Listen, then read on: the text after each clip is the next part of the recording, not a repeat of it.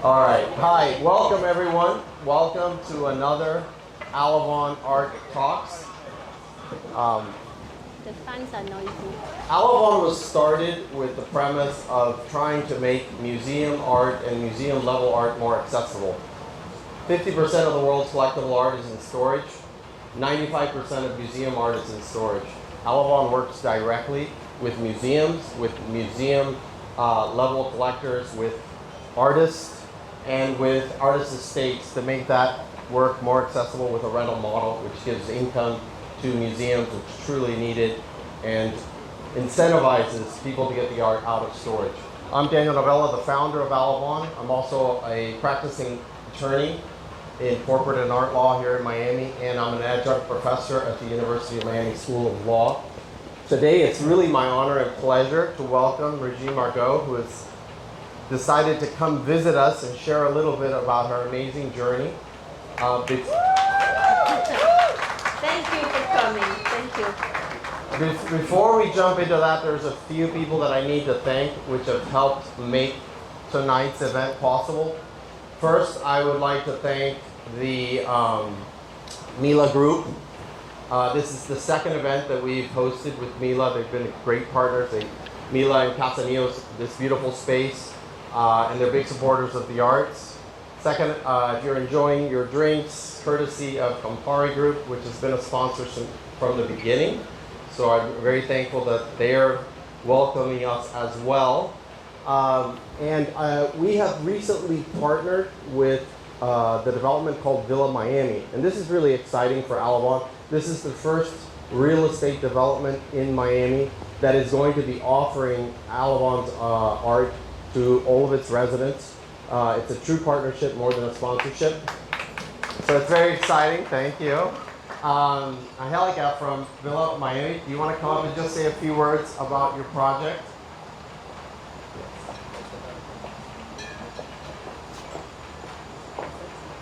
Hi, thank you guys for joining us. So we're doing a project called Villa Miami. It's on 29th and the Bay here in Edgewater. It's a collaboration with Terra Group. It's half floor and full floor units starting at around 5.3 million. Thank you so much. I also wanted to thank, we have a few distinguished guests which are joining us today. We have Jay Molazad, actually all the way from Baku, old friend and former charge d'affaires ambassador from Azerbaijan to the United States. We have Ambassador Adler, who's also here as well. And thank you for joining us. It's great to see some great faces here joining us.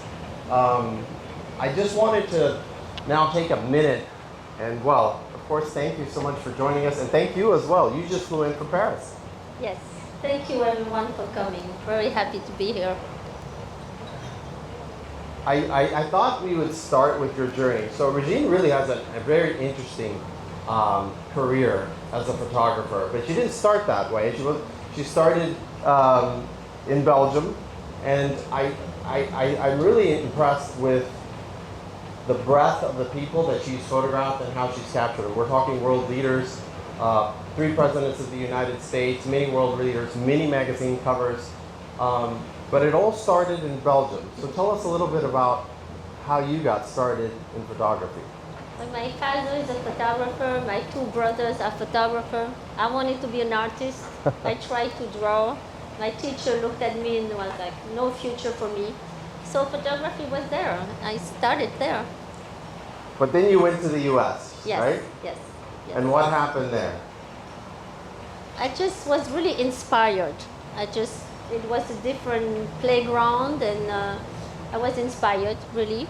So I did a lot of black and white picture and met a lot of great people, and then I went back to Paris. But you in New York, right? Was it in New York that you were in the States? In New York, Los Angeles, Minneapolis, Miami. And mostly in advertising at that time, Yes, right? yes. So what brings you to do this switch, to decide, no, I'm going to focus on photography and specifically portraiture? Well, I was in Paris. I came back to Paris, and I met Faye Dunaway from The Thomas Crown We've heard of affair. her. She was in the fitting room at Christian Lacroix. She was trying some clothes, and she was at the time married to, I forget. I forget his name. Whatever, a famous photographer. Oh, Terry Neal. Terry O'Neill. Yes. She was married to Terry O'Neill. I was crazy about her work and everything she did. And I knew I could never photograph her because she was married to him and he was exclusive with her. And she saw me, I was there, I was taking picture. Christian Lacroix was there, and she said, oh, I started to take picture of her. It was really amazing. I didn't know. She was getting a divorce, so I was the first one who could really photograph her. So that was the best day of my life at the time. The next morning, I was in my home and I received a bouquet of flowers from Christian Lacroix that couldn't go through the door because it was so big and so amazing. So she gave me the taste of taking picture of somebody iconic, somebody powerful, somebody amazing, somebody I had dreamed of. And it just started like that. Then all the magazines bought it and it never ended. So tell me a little bit about that. It never ended. So what was it about photographing? Because these people, I mean, if you reach that level, you have a certain charm, charisma, whatever. What was it about them that makes them different, photographing, iconic people? Well, they're very powerful. They have something, they didn't make it there just by being normal people. They all have something very specific, very special. So I don't do a lot of portraits every month. I do maybe 2 portraits a month, not more, because I think what's great is that when they choose you, they choose me. There are so many photographers. I'm already very honored. It's like a love story. They choose you, then you propose them, then you prepare. I prepare a lot of my shoots. So when I arrive, I'm like, oh, what shall we do today? It's about really listening, looking at who they are, what you like in them. I kind of love most of them, really. It's just like you being inspired by them, and then you offer them to do something to do about themselves. So it's really amazing. And most of the shoots are really, really fun. We do have a lot of fun. And tell us a little bit about, there's been many other names. I know there's De Niro, there's Federer, there's a few. Do you have any like special moments of those? I like a lot of them, really. They're all very amazing and hard to say, really. Susan Sarandon, probably, very generous. Marianne Faithfull, probably. I mean, all the presidents, they have something. Let's talk about them. So we've got Obama, right? Yeah. Biden, Yeah. Trump, Yeah, twice. yeah. Tell us a little bit about shooting people of power, because it's different than a celebrity, no? And how is it different? I don't know if it's different. They don't have a lot of time. Celebrity, you can really shoot like a whole day with them. When you start to shoot them, they give you the time you need. President, I mean, you follow them and you want their pace. So it's like you better be fast and you better be good. But it's a great relationship.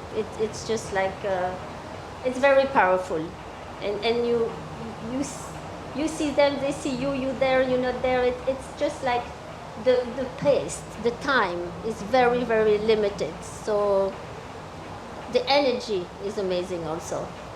Now you've also photographed foreign leaders, and I think Putin was one that I was like particularly interested in hearing. How did that come about?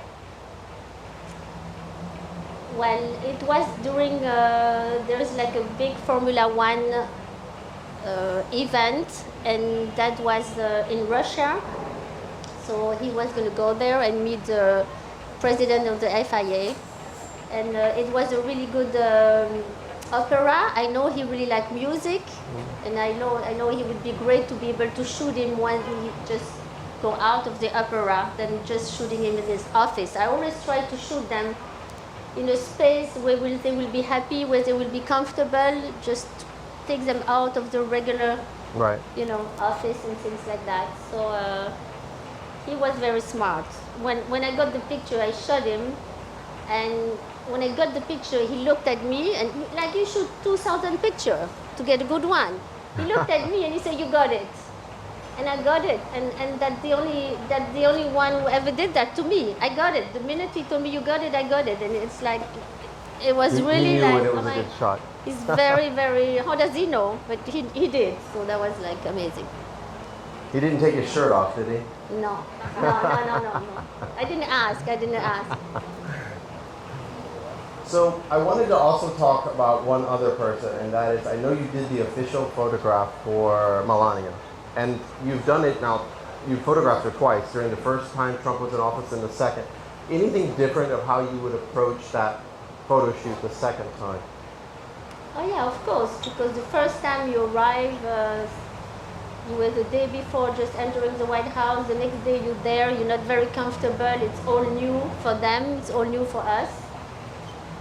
Nicole was there to do the makeup. She's with us today, great makeup artist. And of course, even for the first one, I didn't want to put her like pearl necklace and do something too conventional because I don't think she's very conventional. But the second time, it was like redoing something, redoing the same thing, but really time had gone by. I think she was a totally different person, and she was really ready to embrace it and to get back to work and to do it. So the concept was really that she had the two hands open and she was really embracing her job. And I really like the idea that she picked black and white, which I really love black and white, and it's pretty unusual. But I was happy she did.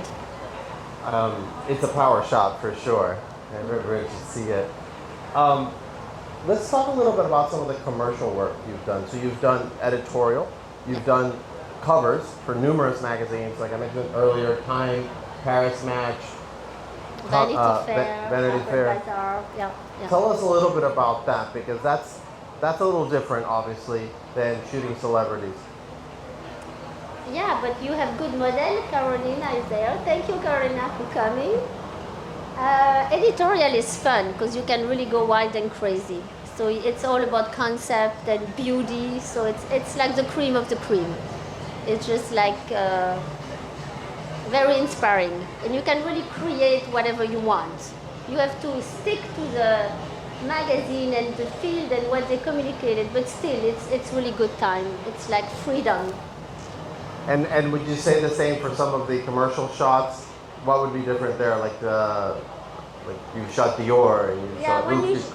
When you shoot commercial, you really have to stick to the brand, and you have an art director who's really less specific. So you really have to fit in, and you make great money, so that's why you can do great art after. So we do it for a living, and I'm lucky enough to have great clients. And when you have clients on that level, they trust you, and they give you. Still, they let you express yourself. So it's interesting. So I know you've brought some interesting pieces that you wanted to share with us. Maybe you could tell us a little bit about what we've got on the screen or around us. Shall we put the picture of the building? Yeah. So this picture is 2 meters by 2 meters. It's really huge. It was shot in New York. You can see it. And I wanted to use the concept of putting all the people I shot, there's like about 63 people inside of the window. Famous, not famous, friend, celebrity, actor, and they all under the same roof. A lot of political one also that have totally different ideas and message. And I wanted to put them all in one image, all in the same building. They have one common point. I shot them, and I was hoping that with putting them together under the same roof, they might have great energy and have peace and make peace. So actually every window here and there, when you see 2 meter by 2 meter, you can see who's where and what doing what and who's next to what. Wow. So it's kind of, That's amazing. yeah, that's So like it's literally like world leaders in each window. Yes, Yes. Yeah. Yes. If it was a bigger. And celebrity and friends and anonymous people and it's just like the idea that the world is like one energy. I'm so lucky I could shoot all of them, and I'm happy to put them together because they're all great. You know, they're different, but there's something beautiful in each of them, no matter how different they are. And I think I've always been very inspired by beauty. People think beauty is very superficial. I don't think so. I think if every artist in the world would put a little bit of light here and there, the world would be amazing. It's already amazing, but it would be so much better. I agree. Thank you. What size would you normally show this piece? It's 2 meter by 2 meter. It's like really huge. Yeah, Yeah, 2 so meter you can 50. see it. Yeah. You can see it. Yeah, because you want to see what's going on in the window. What's interesting is what are they doing inside of the window, inside of the apartment. So you see them, you with them, and you see. So it's quite. It was really fun. It would took like I think like 5 months of post production. I know there's an inauguration piece over here, and I was really Yes. curious if you Yes. could tell us the story on that one. So that was like, I think it's 11:32 at night. It's the last, yes, 3 ball. They go to the ball during inauguration, and at the last one, they go into the beast to reach the White House. So it's really the last picture where they are together and going to entering the White House. And I like it because you don't see the face. You hardly see anything in the picture. It's all black. You can feel it's the beast because you get the seal. But it could be the Film Cannes Festival. The picture is really high society, but where is it? What happened before and after? I like the message. Yeah, it's like, Yeah, no, I think everyone should take a look at it. And tell us this, can make it how did work. this beast wind up in this room? This is the elephant of our king Leopold. The king of Belgium lived in Congo for many years, and at the time they didn't have a zoo, so he brought the elephant. The elephant is in the middle of the museum from African art, and then they couldn't move the elephant during the times they do the renovation, so they renovate the whole building. So there's plastic everywhere, and the whole building is under renovation. And the elephant is there, so it was just like amazing. Just Wait, like, it's really there? yeah, the elephant is there. It's in the museum.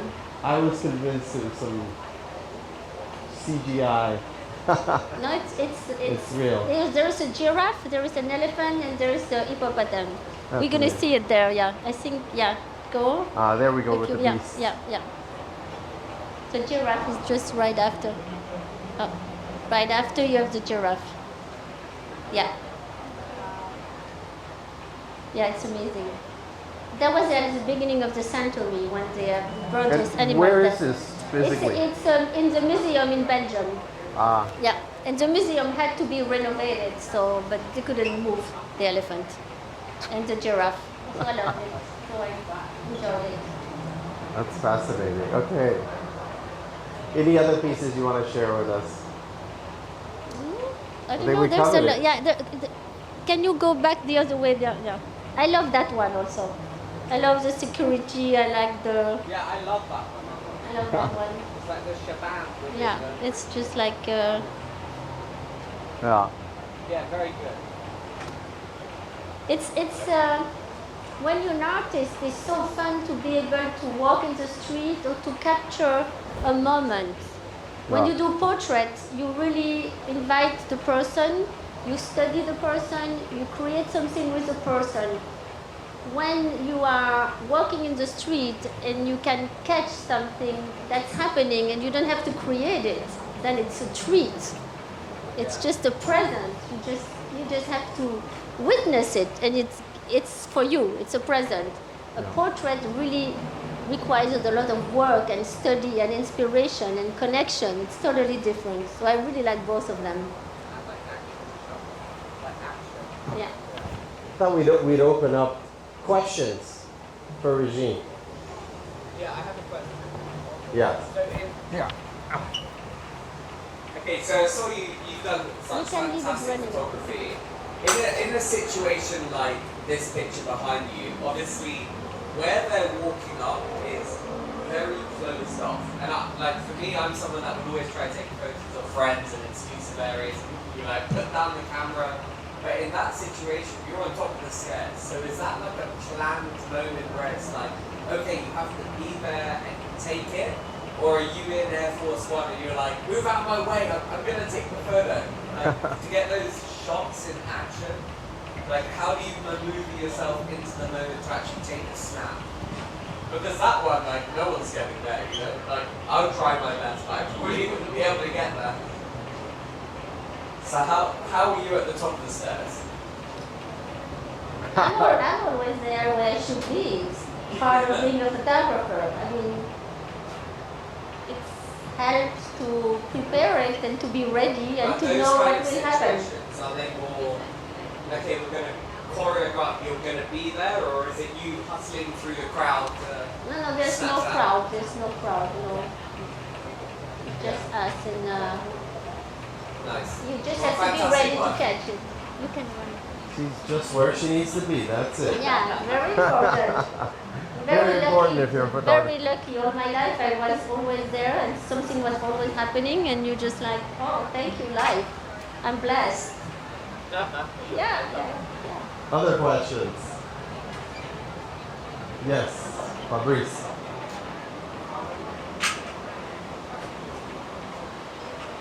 Régine, I'd like to ask you the photography of the building in New York. That work is amazing. The 2 meter by 2 meter. Is this a piece that is currently for sale? Is it a piece that someone can actually go look at? Yeah, I find that piece amazing. It's an art piece. It's in Paris because if you see it, can we see the picture again? If you see it, the name of every person inside the window, we handwritten around the picture.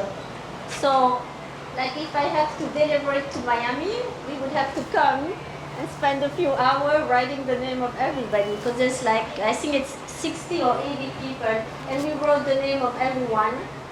So I wanted to give a concept to say, a contest to say the person who could identify where we put everybody would win like a 8 by 10 print or something like that. Because it's quite a job to find everybody. People have tried, nobody has succeeded yet. Oh, really? Yeah. It's like a, Follow-on question, where in Paris is the picture? it's like a puzzle. Yeah, you have to the figure it. pictures in Paris, it's in our studio where I work, and that's one of the reasons I went back to Paris because I think every artist has to be in Paris. It's so creative, it's so fashion.